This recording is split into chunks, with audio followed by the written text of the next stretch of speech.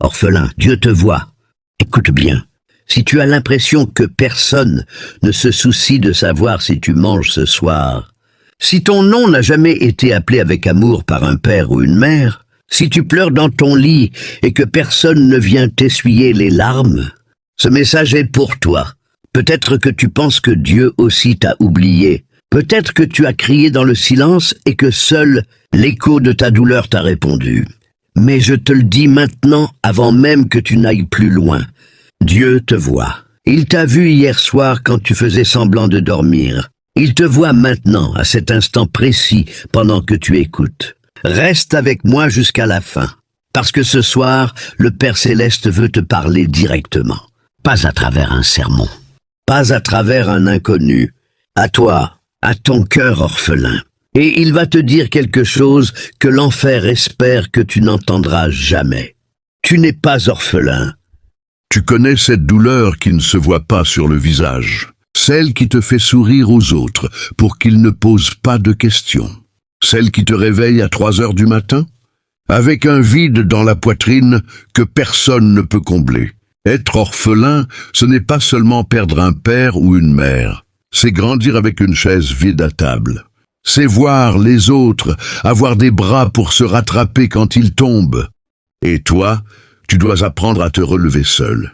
C'est entendre les autres dire maman et papa comme si c'était normal, alors que pour toi ce sont des mots étrangers. Tu as appris tôt à être fort, trop tôt.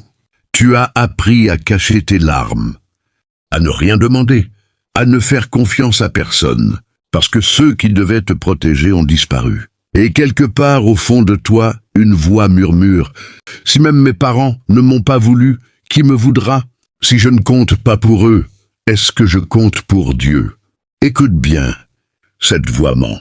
La Bible ne cache pas la douleur des orphelins. Elle la nomme, elle la voit, elle y répond. Psaume 68, 6. Dieu se présente comme le Père des orphelins, pas comme un lointain créateur, pas comme un juge distant, comme un père. Le Père des orphelins. Psaume 27, 10. Quand mon père et ma mère m'abandonneraient, l'Éternel me recueillera. Ce verset n'est pas une poésie, c'est une promesse légale dans le ciel, un serment écrit dans le sang de Jésus. Tu n'as peut-être pas eu de père terrestre, mais tu as un Père céleste qui ne meurt jamais, qui ne divorce jamais, qui ne t'abandonne jamais. Regarde Jésus. À 12 ans, il était déjà dans la maison de son père. Mais il a aussi connu le rejet. Les siens ne l'ont pas reçu. Jean Grayson. Ses frères ne croyaient pas en lui. Jean 7, 5. Sur la croix, il a crié « Mon Dieu, pourquoi m'as-tu abandonné ?» Matthieu 27, 46. Jésus connaît l'abandon. Il ne te parle pas de loin. Il te parle depuis la croix, depuis l'endroit le plus solitaire de l'univers. Et il te dit « Je sais ce que ça fait. Et je ne te laisserai jamais y rester seul. » Dieu n'a pas attendu que tu sois parfait pour t'adopter. Romains 8, 15. Vous avez reçu un esprit d'adoption par lequel nous crions « Abba, Père ». Abba, c'est le mot qu'un petit enfant hébreu utilise pour dire papa. Un mot de bébé, un mot d'intimité, un mot qui brise la distance. Dieu ne veut pas être ton patron. Il veut être ton papa. Peut-être que tu ne sais même pas comment parler à un père. Tu n'as jamais eu de modèle. Alors il t'apprend. Il te prend sur ses genoux spirituellement et il te dit « Commence par m'appeler Abba. Le reste, je m'en occupe. » Écoute l'histoire d'Agar, Genèse 16. Elle était servante, rejetée, enceinte, seule dans le désert. Elle pensait que c'était la fin. Personne ne la voyait. Personne ne se battait pour elle. Et là, dans le désert, l'ange de l'Éternel lui apparaît. Il lui parle par son nom. Il lui fait une promesse sur son fils. Et Agar donne un nom à Dieu, El-Roi. Le Dieu qui me voit, tu es Agar. Tu es dans ton désert. Tu penses que personne ne voit tes nuits sans sommeil, tes factures impayées, ton corps malade, ton cœur brisé. Mais El-Roi est là, le Dieu qui voit. Il voit ton compte en banque à 0. Il voit ton diagnostic. Il voit la trahison. Il voit l'enfant que tu élèves seul. Il voit. Et quand Dieu voit, il agit. Genèse 16, 13. Tu es le Dieu qui me voit. Peut-être que ce message est pour toi, l'orphelin qui a grandi dans la rue. Qui a dormi dans des cartons? Qui a mangé dans les poubelles pour survivre? Qui a été abusé et s'est tu parce que personne ne t'aurait cru? Dieu a vu chaque coup, chaque insulte, chaque nuit où tu as prié pour mourir et te réveiller au ciel. Et il dit maintenant, ça suffit. Ésaïe 54:5. Ton Créateur est ton époux.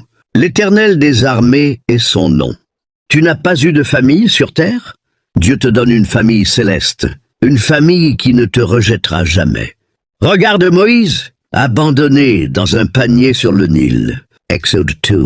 Sa propre mère a dû le lâcher pour le sauver. Et Dieu l'a placé dans le palais de Pharaon. Ce que l'homme a rejeté, Dieu l'a élevé. Peut-être que tu as été rejeté. Peut-être que ton histoire a commencé dans la douleur. Mais Dieu écrit la fin. Et sa fin est toujours la gloire. Tu te sens fatigué. Fatigué de te battre seul. Fatigué de faire semblant que tout va bien. Fatigué de travailler pour deux, de prier pour deux, de survivre pour deux. Matthieu 11:28. Venez à moi, vous tous qui êtes fatigués et chargés, et je vous donnerai du repos. Dieu ne te dit pas sois plus fort. Il dit viens comme tu es, cassé, brisé, en colère, épuisé. Viens, tu n'as pas à performer devant Dieu pour être aimé. L'adoption n'est pas basée sur ta performance. Elle est basée sur le sang de Jésus. Éphésiens 1:5. Il nous a prédestinés dans son amour à être ses enfants d'adoption par Jésus-Christ, prédestinés. Avant même que tu naisses, Dieu a décidé. Celui-là sera mon enfant. Même si tes parents t'ont abandonné, Dieu t'a choisi. Écoute bien, il y a des nuits où tu pleures tellement que tu n'as plus de larmes. Des nuits où tu regardes le plafond et tu te demandes « Est-ce que quelqu'un se soucie de moi ?» Psaume 56:8 « Recueille mes larmes dans ton outre. Ne sont-elles pas dans ton livre ?» Dieu ne perd pas une seule larme. Chaque larme est enregistrée. Chaque larme a un poids au ciel. Chaque larme prépare une gloire. Tu penses que pleurer est une faiblesse. Au ciel, pleurer est une preuve que tu es vivant, que tu n'as pas laissé l'enfer endurcir ton cœur. Apocalypse 21:4. Il essuiera toutes larmes de leurs yeux. Pas certaines larmes, toutes larmes. La larme de ce soir. La larme de l'enfant que tu étais. La larme de l'adulte que tu es devenu. Et quand Dieu essuie une larme, il ne la remplace pas par une leçon. Il la remplace par sa présence. Regarde l'histoire de Joseph. Genèse 37-50. Vendu par ses frères. Oublié en prison. Trahi par ceux qui devaient l'aimer. Mais Genèse 45:5. Ne vous affligez pas, et ne soyez pas fâchés contre vous-même de m'avoir vendu ici, car c'est pour vous sauver la vie que Dieu m'a envoyé devant vous. Ce que l'homme a voulu pour te détruire, Dieu l'utilise pour te positionner. Peut-être que tu as été vendu. Vendu par la pauvreté. Vendu par la trahison. Vendu par le silence de ceux qui devaient parler pour toi. Mais Dieu t'a envoyé devant, pour que quand la famine arrive dans la vie des autres, tu aies du pain à partager. Ton histoire de douleur devient ton ministère de délivrance. Romains 8:28. Nous savons du reste que toute chose concourt au bien de ceux qui aiment Dieu. Peut-être que tu pries pour un miracle financier. Ton portefeuille est vide, tu caches la honte. Tu mens à tes enfants quand ils te demandent à manger. Genèse 22:14. Jéhovah Jireh, l'Éternel qui pourvoit. Dieu ne t'a pas oublié. La manne vient souvent d'une source que tu n'attendais pas. Une porte qui s'ouvre, un inconnu qui aide, une idée que Dieu dépose à 4 heures du matin. Philippiens 4:19. Mon Dieu pourvoira à tous vos besoins selon sa richesse, avec gloire, en Jésus-Christ. Selon sa richesse, pas selon ton compte en banque, pas selon ton patron. Selon la richesse d'un Dieu qui possède l'or et l'argent, peut-être que tu es malade, que ton corps te trahit, que les médecins ont dit « on ne peut rien faire ». Exode 15:26. Je suis l'Éternel qui te guérit. Même si la guérison ne vient pas comme tu veux, même si elle vient dans l'éternité, sa présence guérit ton âme en premier. Et une âme guérie peut porter n'importe quelle douleur physique. Ésaïe 53:5. Par ses meurtrissures, nous sommes guéris. La guérison a été achetée. Elle est à toi. Réclame-la. Pas avec des cris de désespoir, avec la foi d'un enfant qui dit à son père « Papa, tu as promis. Tu as peur de l'avenir. Tu n'as personne pour te couvrir. Personne pour dire, si quelque chose t'arrive, je m'occupe de tes enfants. Psaume 91, 1-2. Celui qui demeure sous l'abri du Très-Haut repose à l'ombre du Tout-Puissant.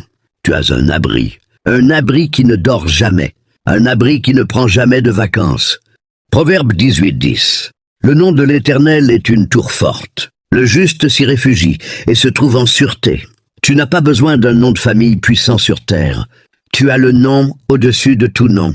Écoute bien, il y a des jours où tu te sens invisible, où tu passes devant les gens et personne ne te voit, où tu parles et personne ne n'écoute.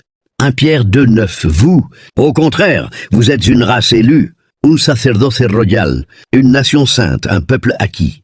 Tu n'es pas invisible, tu es choisi, élu, acquis, payé cher. Le sang de Jésus est sur ton nom. Zacharie 2:8. Celui qui vous touche la prunelle de son œil. Tu es la prunelle de l'œil de Dieu. La foi n'est pas l'absence de peur. La foi, c'est avancer en tremblant, mais avancer quand même. Marc 5:36. Ne crains pas, crois seulement. Jésus ne dit pas arrête d'avoir peur. Il dit peu importe la peur, choisis de croire. Lève-toi aujourd'hui. Lève-toi pour prier. Même si c'est 30 secondes et que tu n'as pas les mots. Lève-toi pour lire un verset, même si tu ne le comprends pas. Lève-toi pour dire Dieu, je ne te sens pas, mais je te choisis quand même. Cette décision brise les chaînes de l'enfer. L'enfer veut que tu restes au sol. Dieu dit lève-toi, tu n'as pas besoin d'avoir une grande foi. Matthieu 17:20. Si vous aviez de la foi comme un grain de sénévé, un grain, c'est tout ce qu'il faut. Parce que ce n'est pas la taille de ta foi qui compte, c'est la taille de ton Dieu. Tu penses que si tu arrêtes de prier 2 heures, tout va s'écrouler. Tu penses que tout dépend de toi.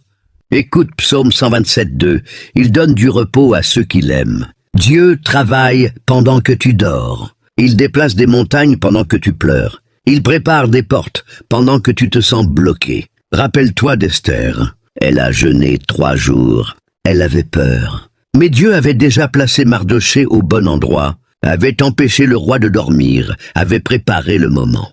Esther 6. Tu n'as pas à porter le poids du monde.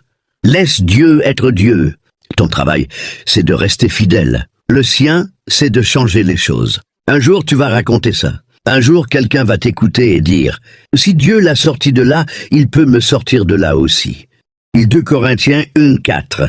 Dieu nous console dans toutes nos afflictions, afin que, par la consolation dont nous sommes l'objet de la part de Dieu, nous puissions consoler ceux qui se trouvent dans quelque affliction.